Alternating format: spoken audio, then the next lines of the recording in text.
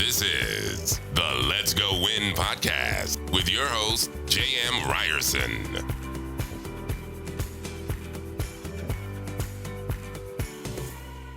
What is happening, you guys? Welcome back to the Let's Go Win podcast. I'm really excited. This gentleman has an abundance of energy that we can all get from.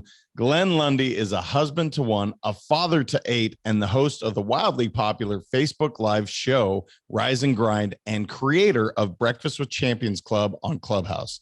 He's been seen at places like Hustle and Grind Con, Grow Your Business for God's Sake, and many more stages across the country. Glenn has been spotlighted on ABC, NBC, and CBS, and is an expert in dealership culture development and leadership training. With 20 years experience in the automotive industry, Glenn led a dealership from 120 cars a month to an 800% increase in sales in 5 years, becoming the second largest used car franchise in the country. With a background in sales and finance, he uses his skill sets to create growth, as well as tapping into the mental side of human development. Man, I'm tired just saying all that, bro. You have been busy, Glenn. How you doing, man? Golly, they sure make those bios sound good, don't they? They make you sound good. I'm gonna need you to read that for the kids, so my kids there at the house can when every time I walk in, they can remember all that Dad is doing. Every time Dad comes through the door, that's like the ringtone. It's like, boom, Dad's here. That's right. I just have to, father to 8 in this day and age, man. That is wildly interesting. It's amazing. I'm fascinated, and knowing all that you do with the Rise and Grind, with the Clubhouse. I mean, where do you find the time? I guess I'll open with that, because that is literally incredible to me. It's been a gift for sure. The biggest shift for me is I had to really get clear on my language, right? The power of words. And so for me, instead of spending time, like, it's really interesting if you think about it, we'll say things like I'm gonna go spend some time with my kids, right? I'm gonna spend time with my wife, right? We'll say that. But when it's work or our stock portfolios, we're gonna say, I'm gonna go invest some time in my business. I'm gonna go invest some time in my stock profile. I'm gonna go invest into some research, right? So we'll use this word invest because we're expecting an ROI, first of all, and it's a different intention. Spend is a negative word, bro. Spend is minus. You spend $5 out of your checking account, it's minus. So if you're spending time with your kids, spending time with your spouse, that's a negative thing, right? Instead, invest time in your kids, invest time in your spouse. And so when you look at things that way, each of my kids requires a different investment to get a return. My daughter Willow, you invest 15 seconds of attention to her, because that's about all she's going to give you. You give her 15 seconds and she feels seen, heard, and significant. My son, on the other hand, he needs more of an investment. He's a fisher. He likes to fish, right? And fishing takes time. You got to sit, be patient, those types of things. So when you look at it as an investment, you start to see that as long as your intention is to go in and from a perspective of investment, you'll find that you have way more time than you imagined. Well, I think we're starting to get into the mind already of you just knowing that alone, because again, you clearly invested your time and the ROI was radical, 800% growth. Give me the background, man. In 5 years to take something and make it that significant of a boost, you clearly invested the right energy, time, culture, leadership. And I just can't wait to hear how in the world you created that. Yeah, it was kind of crazy, man. I have 2 seasons in the car business. I have the first season where I worked in a dealership that you would basically see in the movie or on TV or in a commercial, right? Like all the tricks, all the nonsense, any negative stigma that you could associate with the car business. I did that for a good 8 to 9 years. That's what I thought the auto industry looked like. And bro, my life outside of that building was disaster. Drugs, drinking, partying, the girls, the terrible relationships, bad credit, always being broke, right? Like burning bridges, fighting. Like it was crazy, man. My life was just a mess. And so I actually got out of the auto industry. Fast forward, met my wife. She got pregnant with my second child. And the only thing I really was good at was selling cars. And I was trying to avoid the car business at that point. And so she basically told me when we had a kid on the way, she's like, bro, you got to get a big boy job. What are you going to do? And the only thing I knew how to do was sell cars. So I sat down and I wrote a list. I said, okay, if I'm going to go back in the business, I'm not going to let the business change me. I already learned that lesson. Instead, I'm going to change the business. And so I wrote down a list of everything I hated about the car business as an employee and everything that customers hated about the experience of buying a car. And I literally wrote down that list. And then I made a decision right then that we were going to do 180-degree opposite. Whatever dealership I worked at, I was going to get into a position of power and do 180-degree opposite of everything on that list. And so with that intention, I went in thinking about employees first, right? How do we really serve the employees, make sure we create an environment where they can have a life inside and outside of the building? Not just how do we create great salespeople, how do we create great fathers, great mothers, great sisters and brothers, right? How do we create great people? How do we teach them wealth management? How do we teach them self-development? How do we make them better humans? And by pouring into our team and really making them better humans, they served our customers better. And we were able to explode, obviously in connection with the right marketing, social media tools, really investing in time in changing our mission, bro. Every single day we would stand up and say, I am on a mission to eradicate the negative stigmas associated with the car business. I can do this by making people feel special, feel important, and like they're the only one. I will offer an experience that exceeds my customers' expectations today, tomorrow, and in the future. I will not just sell cars, I will create fans. And so we said that decree every single day, and it paid off in droves, man. Tiny dealership, small town, population 9,600, grew it from 120, and ultimately my record was we sold 1,043 cars in 27 business days in March of 2018, baby. I'll never forget that one. It was amazing. Well, that is amazing. And literally, I love what you said, this decree, as you called it, every single day. And there's so much that goes into that, obviously reinforcement into truly believing it, not just saying it, but you guys lived and breathed this, what I'm hearing. But talk to me a little bit about, all right, cool. We're going into something, the stigma, and everyone has their idea of what a car dealership looks like. But you decided we're going to change this. I'm guessing you had a little bit of pushback. It wasn't just like, oh yeah, Glenn, let's do that. That sounds amazing. Talk to me a bit about that and how you were able to really implement this, because I think anybody says, oh, I got a great idea, but nah, there's going to be so much pushback. I can't get it implemented. Yeah, man, it was it was a lot of fun at first. So I knew I had to earn respect and trust of the people in the building. And so when I first walked in as a salesperson, I started at the floor. And when I first walked in, I was very intentional about helping the other employees that were there, making sure to serve them, but also being a top performer. I had to be number one, and I was going to do whatever it took to make that happen. I dressed differently than everybody in the building. So this was a small town dealership in the country, man. These guys were wearing Carhartts and flannel shirts, smoking cigarettes in the showroom. And I was wearing a suit and a tie and things like that. And so I did get a lot of pushback. I actually had one guy who later became a good friend of mine. I like to disclose with that, but he actually pulled me on the side of the building and said, boy, you keep wearing that tie around here, you're likely to get hung by it, right? Like it was deep, right? And later he became a very, very, very, very good friend of mine. But the mission was clear from the beginning. And when the mission is clear and you know the importance of it, it was tied to my success with my wife and my kids. It was tied to the experience that these employees were going to get, because I did not want anybody to go through what I went through.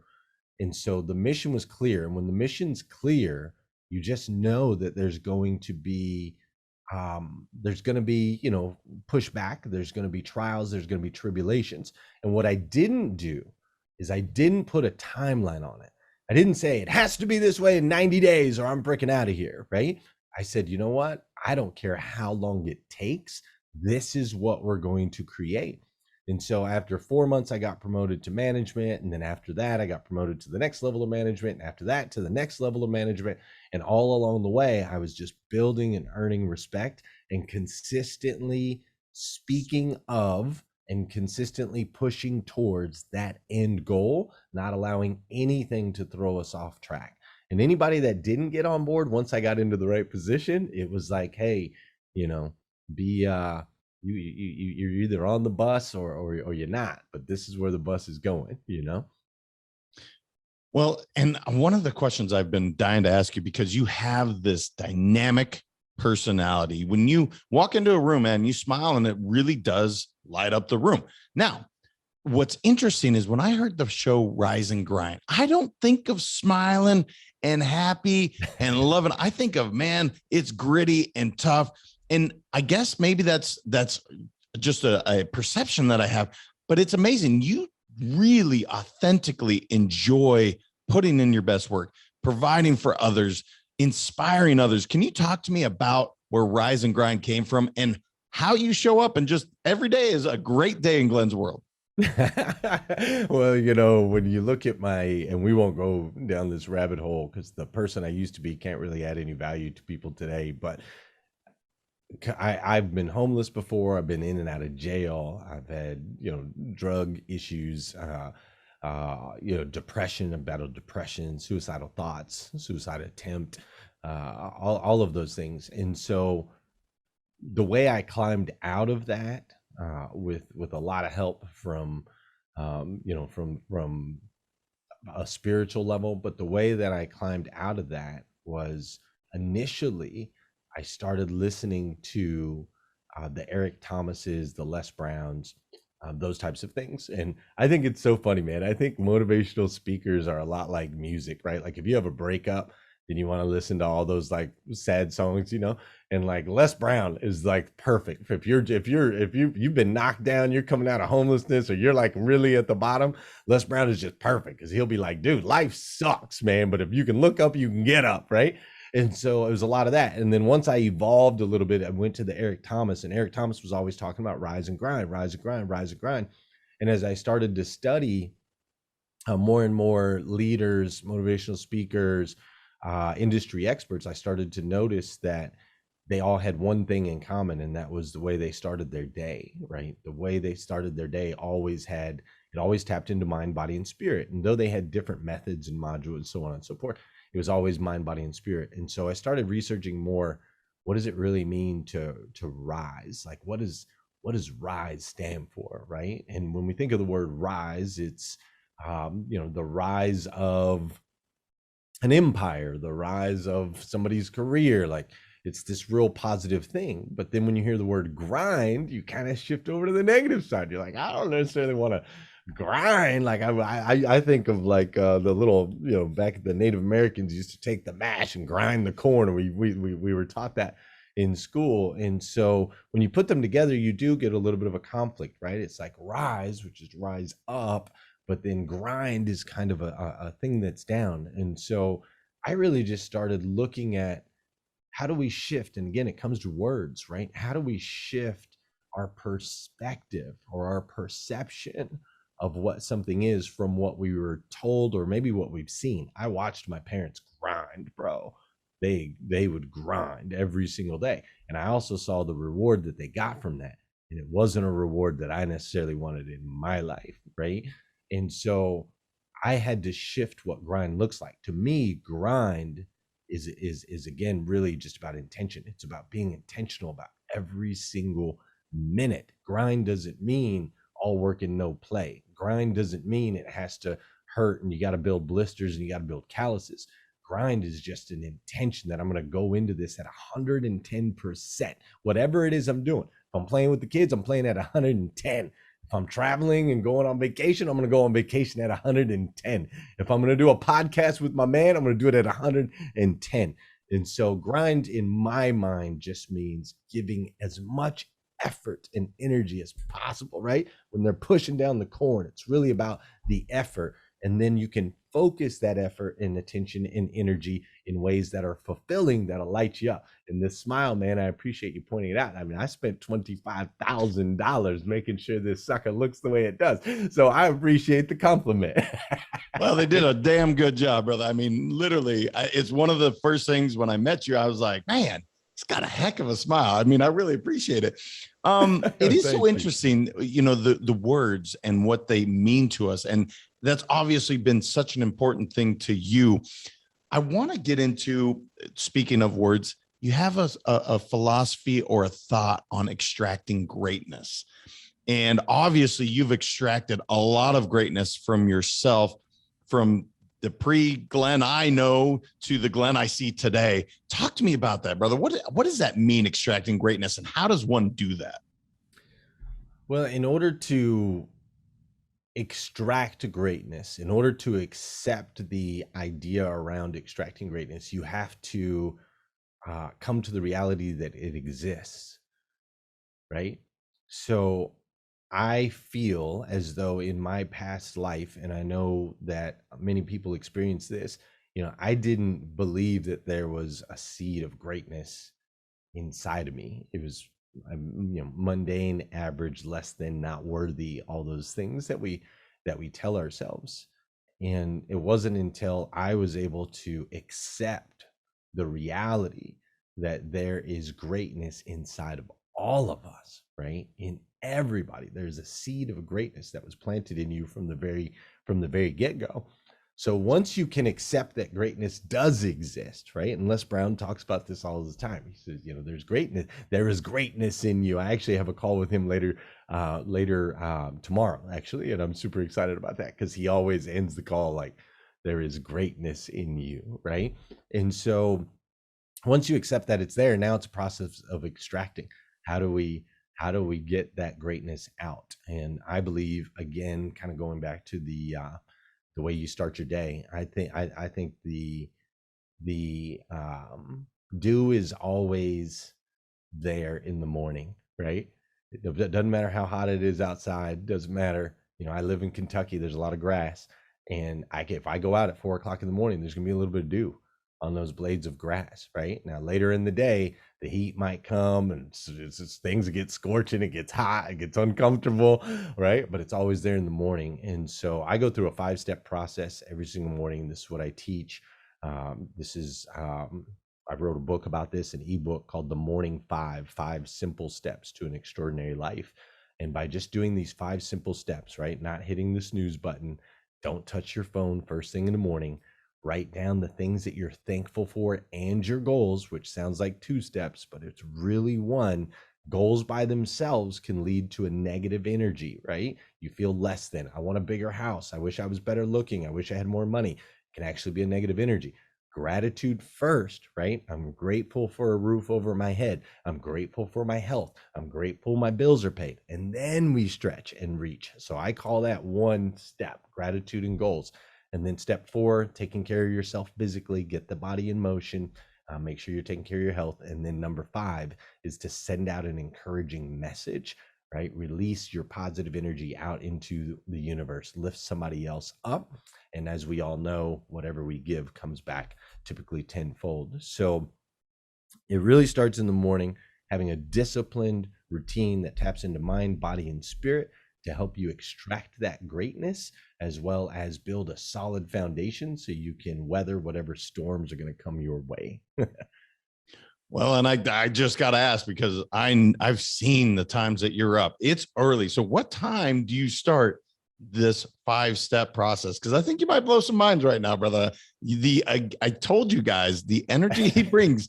So what time are you starting this 5-step process at? I wake up at 3 a.m. I knew it was going to be early. I didn't know it was quite that early. Okay. What time do you go to bed, man? I'm curious how many hours you are literally, you rose early. Now we grind through the day and we're intentional throughout. What time are you going to bed? So I go to bed at 10:40. Yeah, I sleep 4 hours and 20 minutes a night. And this really just comes from studying sleep cycles, understanding how humans, we sleep in waves, right? Light sleep, then down into an REM sleep, and then a deep sleep, and then back to REM, and then back up to light sleep. And we sleep this way intentionally because back in the day, we didn't used to have rings and ADT security systems and locked doors. And so it didn't make sense to go into a coma for 8 hours. And so our bodies sleep in these cycles. And if you can catch the cycles right there at that light sleep point, if you can wake yourself up at the light sleep point in your cycle, then you wake up energized and full of energy. A lot of people don't realize that. And so my sleep cycle is 2 hours and 10 minutes long. And I can do, when I'm traveling, a lot of times I'll just do one sleep cycle, 2 hours, 10 minutes, rock and roll. I try to be at 4 hours and 20 minutes, which is 2 sleep cycles. And every once in a while, if I don't have a show in the morning or something, I might do 3 cycles. Like if I'm on vacation, I'll do 3 cycles. But the key is to really stay within your cycles, and it becomes a superpower, bro. You can literally stack or reduce sleep in batches and feel the same. I don't drink caffeine. I've never drank, I don't drink coffee. I don't drink any of that. I've just got the fuel to rock and roll just by really knowing and understanding my sleep, and then making sure to start that day tapping into mind, body, and spirit. Well, I mean, look, you're picking up at least 4 hours on the general public, if not 5 to 6. So it's, I mean, obviously that alone, and then the intention behind it. I just have to ask, how'd you figure out the sleep cycle so well? Because you literally, it sounds almost scientific the way you broke that down. You're like, sleep cycle 1 is X amount of time. Sleep cycle 2. How did you figure all that out? So initially it was a little more difficult, right? It was a matter of moving the alarm clock back 5 minutes, forward 15, doing, like going to bed. The key really is your consistent bedtime, knowing your bedtime. Most people that I talk to don't have a consistent bedtime. But getting the consistent bedtime and then making adjustments on the clock. I used apps and whatnot to kind of figure out my sleep disturbances and so on and so forth. Now it's gotten much easier. So I have this guy, you can see it right there. This is called a Whoop strap. WHOOP. And so the Whoop strap will help track your cycles for you. It'll show you exactly what your REM looks like, your deep sleep, the timing on your cycles. So it's much easier nowadays than it used to be. But back then it was really a lot of trial and error. But what they say, if you don't have a Whoop strap or you don't have access to anything like that, they say if you can find a day where you don't have anything on the calendar, right? Like maybe you're on a vacation or something like that, the time from when you lay down in the middle of the day to take a nap, right? And then you wake up, whatever that time period looks like is usually pretty close to 1 sleep cycle, because you won't typically go into more than 1 in the middle of the day. That's interesting, man. I've never heard that. And it's definitely, so I have a 15-minute sleep cycle because I try as I might. When I take a nap, I'm like, I'm going for 2 hours. No, 15 minutes. Doesn't matter. You got to be dark room and have nothing to do to really make that one work, right? Which I know you're a guy who's moving and shaking, so you probably always got something to do. It's the brain, man, trying to shut that brain off. That's the challenge. That's so right. Another thing that you really have done, and you've obviously with social media, with Clubhouse, I looked the other day, I think you have 90 some odd thousand, maybe it's more than that now, creating a movement. Why is that so important to you? And is it truly just influencing people around you to accept their greatness? Is that the idea? Talk to me about creating a movement.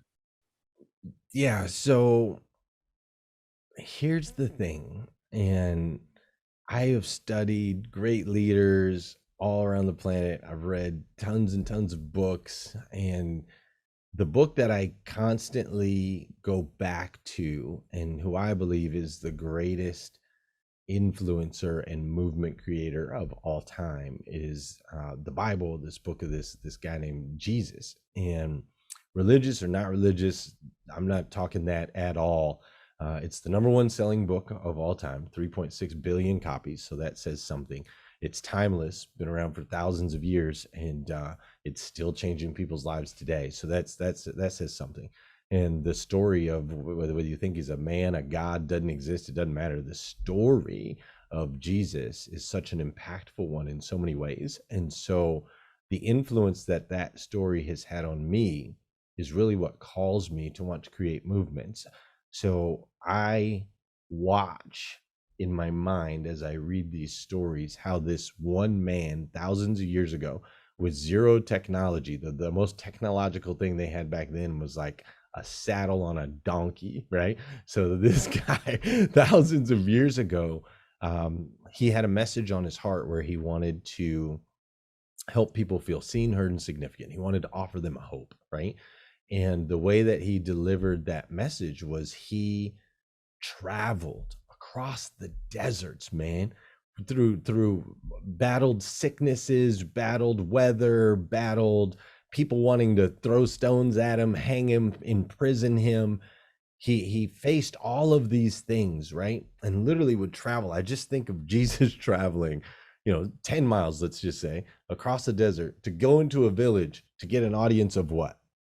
10 people? 15? 20, right? They're not exactly open arms, right? I mean, that's the idea. Yeah. Right. Yeah. And so he would do all of that for tiny little audiences. Obviously, he had bigger audiences as he became more popular, but he would do all of that for tiny little audiences. And so I think about that and the impact that he was able to make by making that decision, right? Then I fast forward to today. You and I don't even have to be wearing pants right now. No one would know the difference. We've got air conditioning, we've got, microphones, we got all this stuff, right? Our life is so incredibly comfortable, and we now have access to 7 billion people. Like Jesus could only go about 10, 15 miles. That was about all he had. And so I think of the impact that he was able to make, and that inspires me, man. It's like, golly, if he could do that back then, what could we do now? And imagine what the world would look like. What a better place on us in a selfish way. What would the world for my kids look like if everyone had hope, felt seen, heard, and significant, right? Like the world would be such a better place if everyone had that. And so I just feel called every single day to reach as many people as humanly possible, dig to the deepest, furthest, darkest corners of the world, utilizing today's technology to be able to inspire folks to understand that they have greatness within them, they have worth, they have value. I see you, I love you. And I really feel like we need everyone to step into their greatness, man. A rising tide rises all boats. And right now we're in this world of division and anger and violence and animosity and all of these things, and it's bad, bro. It's bad. And so hopefully, if enough of us can feel committed, or if enough people can feel passionate enough about lifting others up and offering hope, I think we could do something. Like we could literally change the world. So I'm willing to be a catalyst, but I can't do it alone. I got to go get as many as possible. You know what I mean? Well, you're doing a heck of a job, brother. And again, that perspective, I'd never thought of it that way in terms of the way that's how can you not think of a guy going 10 miles? That would take all day, if not longer, through treasure. I mean, it is pretty remarkable when you think of it that way. So that perspective is incredible. I'm going to shift just a little bit. I want to get into leadership, because clearly that's something that's important to you. You've mentioned a few of the folks that you've kind of learned self-development and leadership. So what is leadership and management in the millennial era and in today's era? What does that look like, man? And as you talked about imparting these things so the world is a better place for your kids, for mine, what does that look like? What does that leadership and management skills, what do those look like today? Everybody grab a pen and a pencil. I'm going to break this down for you real quick.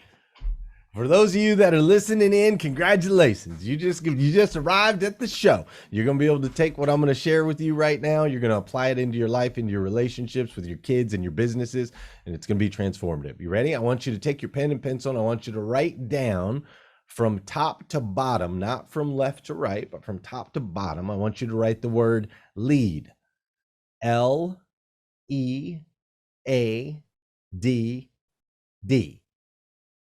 Now, I know some of you are thinking, this guy sounded smart, but he just spelled lead with 2 D's. LEAD actually has 1 D, but I'm going to share with you why LEAD has 2 D's, and you'll understand it here in just a second. So next to the L in LEAD, I want you to write the word listen. Now, I know your mama told you this, right? 2 ears, one mouth. You're supposed to listen twice as much as you speak. Now, mama might have told us, but a lot of people aren't taking that advice. And I know a lot of managers, I don't like to call them leaders. I know a lot of managers who like to speak twice as much as they like to listen. If you want to be a great leader, especially in 2021, especially when people have options.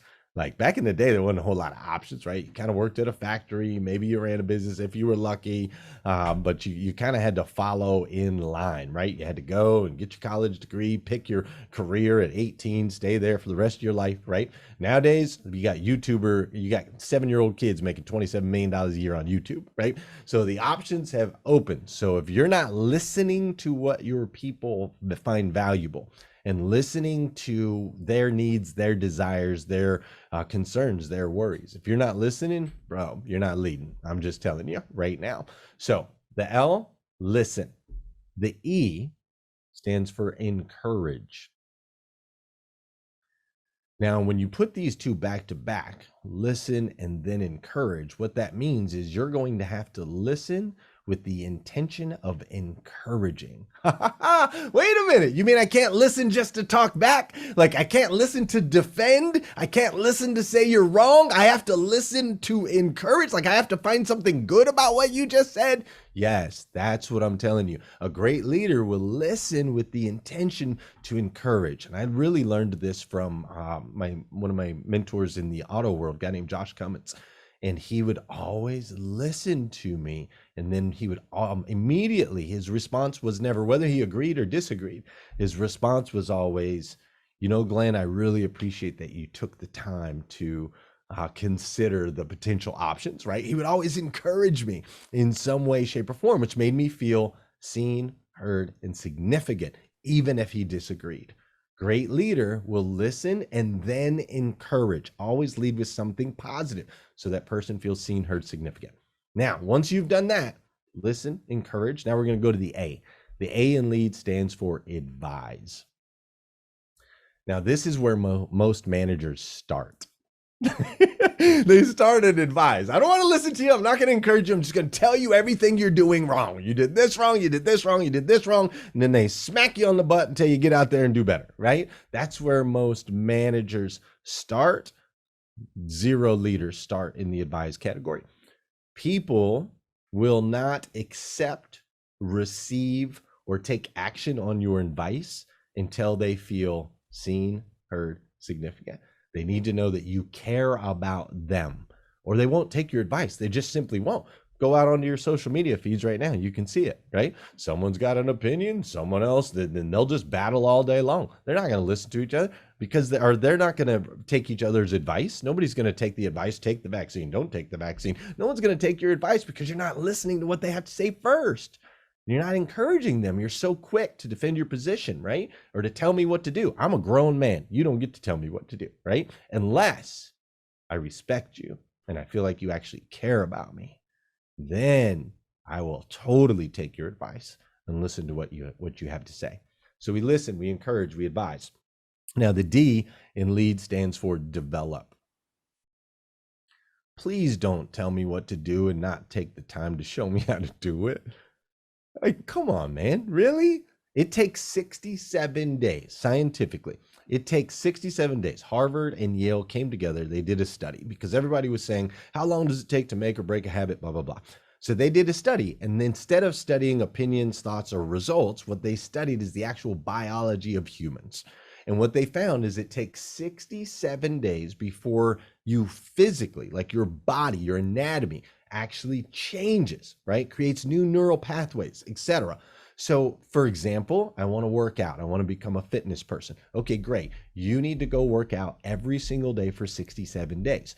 On day 66, it'll be harder to go work out than to not. On day 67, it will be harder to not work out than to work out. That's where the shift really happens. So we have a bunch of managers telling people what to do and then expecting them to be doing it. 3 days later, 5 days later, 9 days later, 2 weeks later. And we've all seen where everybody's gung-ho about stuff for about 2 weeks or 3 weeks, and then it falls off, and then they get chewed out and everybody's mad. We talked about this a month ago. Yeah, but you didn't take the time to develop. Like, you got to talk to me about it every day for 67 days. You got to show me how to do it. You got to make sure I understand it. You got to make sure I'm comfortable, right? That's what great leaders do, is they take the time to develop people. Because people don't just change overnight. I'm sorry, it doesn't work that way unless they get like something catastrophic, maybe, right? Like cancer or some, death, near death experience. But other than that, for the most part, we're stubborn creatures, and it takes us a very long time to develop new techniques, habits, processes.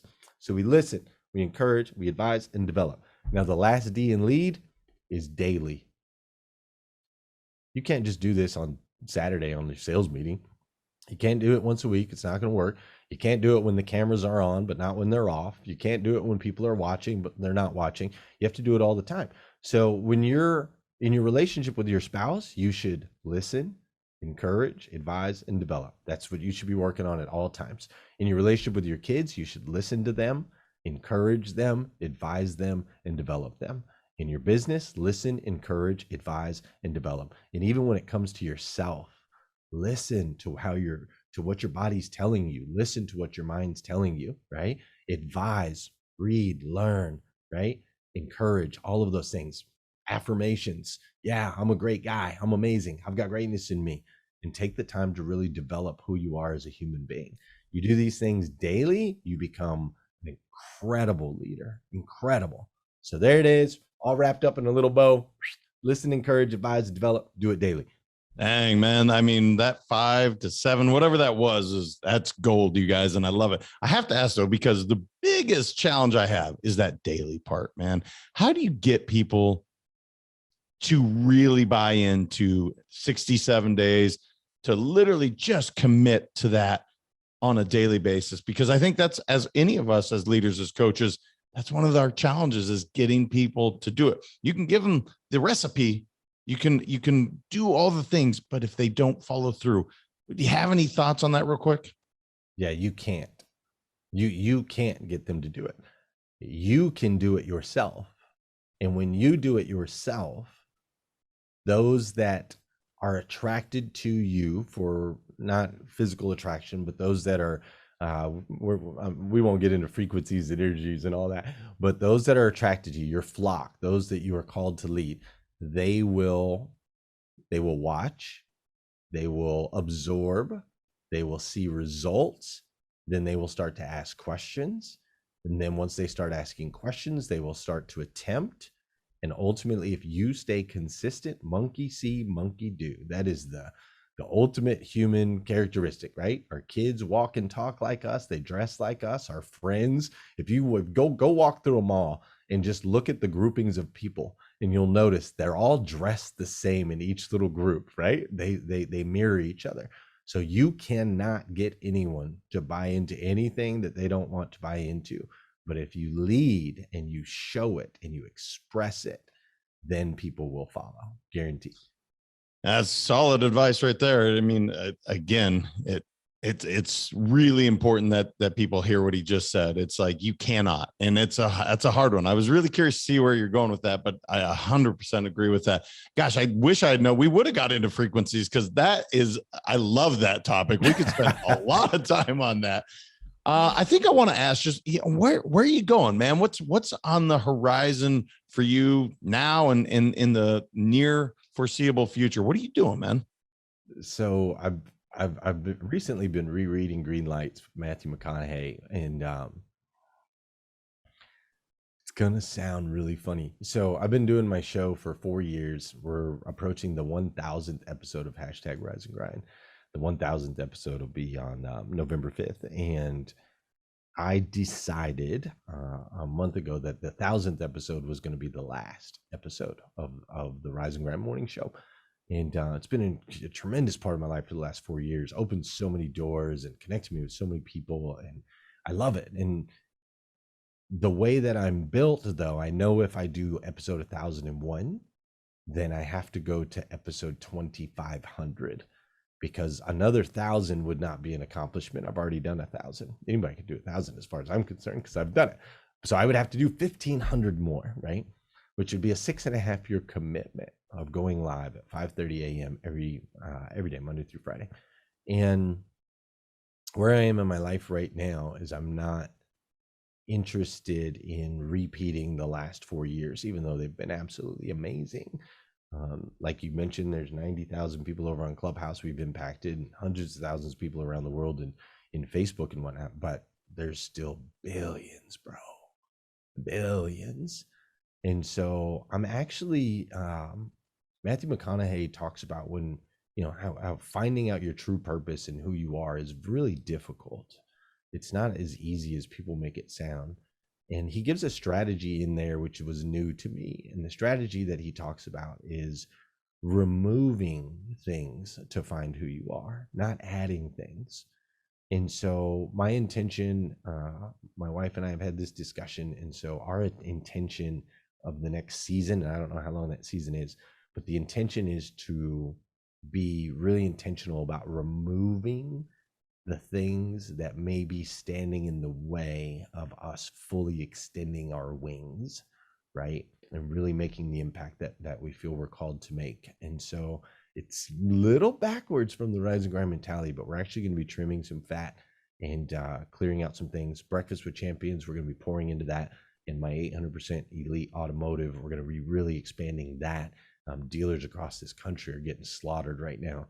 And so we're really going to be expanding that. And I'm going to spend some time writing some books, man. And I'm going to go to, I can't ever say the name of it, Machu Picchu. It's some place over in Peru that my buddy Steve, he goes there every year. And then Matthew McConaughey happened to talk about it in the book that he went there. And I'm like, you know what? I'm going there. So I'm going to go there in March, and I'm going to go on a little journey of self-discovery and just kind of trim off some of the fat, man. Lean this sucker up. Well, I can tell you're excited about it, and I know that's got to be both sides, right? You've planned this out, but I'm excited for you. That discovery. What a great book too, by the way. It just incredible. When he removed himself from everything, and that story when he's talking about they kept offering him more money, right. And he just kept saying no. What a profound thing he did. So I'm excited for you, brother. I can't wait to see what you come back from in that journey, in that sabbatical, whatever that looks like for you. Thank you. In the meantime, where can people connect with you, brother? How can they connect with you online? Because again, you bring so much energy, so much joy, so much passion. I think people should want to connect with you. They should want more Glenn Lundy in their life. So where could they do that? Yeah, best way to connect is themorning5.com. Go to themorning5.com. And what's going to happen there is you're going to get a free copy of my ebook, The Morning 5 Simple Steps to an Extraordinary Life. And that'd be the best way to connect. I love to deliver value at the beginning of relationships. And so go download that. You can read it in less than an hour. You can get the Audible if you would like. And then from there, it'll guide you, man. I'm everywhere as far as Instagram and Clubhouse and Facebook and LinkedIn and, all the places. But really, I'd like to start new relationships off by changing the way you start your day, because I think that's where it all begins anyway. And then we'll connect and continue to grow from there. Well, brother, for those that listen to this, hopefully their day got a lot better. I know mine is exponentially better talking to you every time I'm around you, man. I just appreciate the way you show up in the world. And thank you for spending the time today, because you literally delivered tangible steps and just a lot of love, man. So I appreciate it. Thanks, man. Well, I definitely appreciate you. And it's just an honor, man. It's an honor to have this space and for you to share this space with me. There's a trillion places you could be. You chose to be here with me. So that means the world to me. Well, it was a blessing and an honor. You guys, I hope you wrote down, like he said, grab your pen and paper. If not, go rewind, do it again, because that lead was awesome. The 5 simple steps. I mean, he broke down so many things, and you want to show up in the world like Glenn, man. He is joyous. He brings so much love to this world. Your world will be a better place if you just follow some of these things. Until next time, you guys continue to transcend in life. And remember, your mindset matters. We'll talk to you then.